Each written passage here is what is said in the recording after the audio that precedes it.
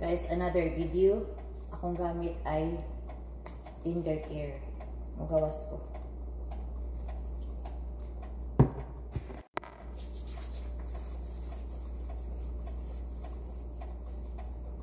Basta pag medyo init na panahon, magamit ako powder na. Tapos lipstick.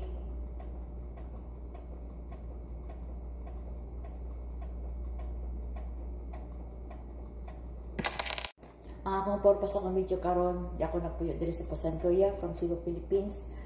Ang akong dughan, ang kasing-kasing, ang luha, din ako pigilan na mutulo gyud kay sa sitwasyon ni President Duterte. Naman po sa internet, pwede mata mag-voice out, pwede mata magpasalamat. Pasalamat yun ko sa tanan na attorney na nag-explain about sa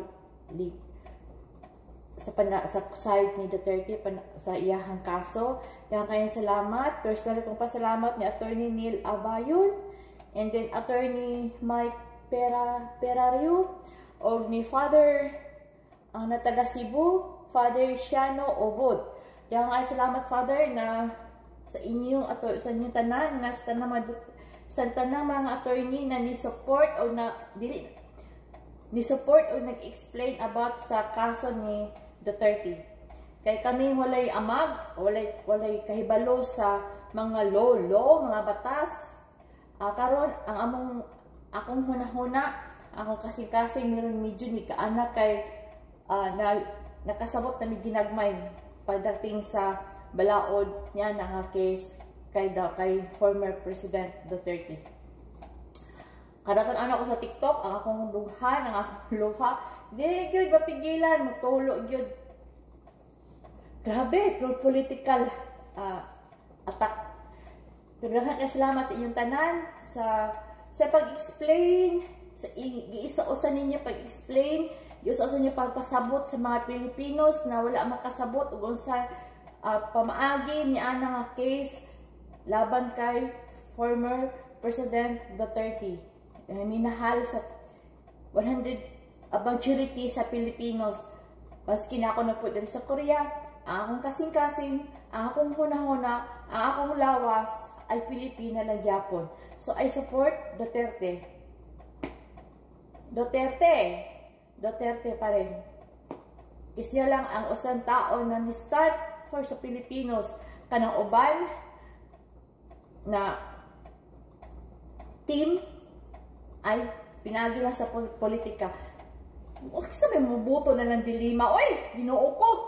Kisa po mabuto ang linya ni Marcos. Kisa mabuto ang mga linya ni Marcos nga. Diyos ko, kisa na si Tulpo.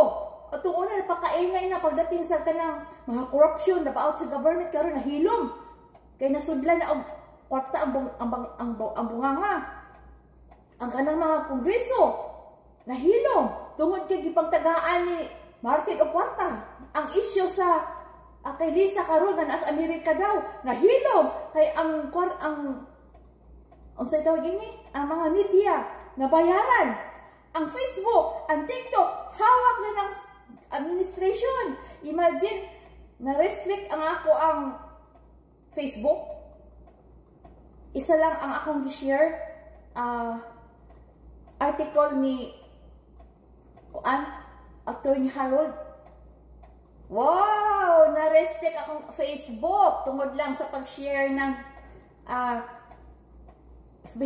video sa ibang tao. Ayun lang, Duterte.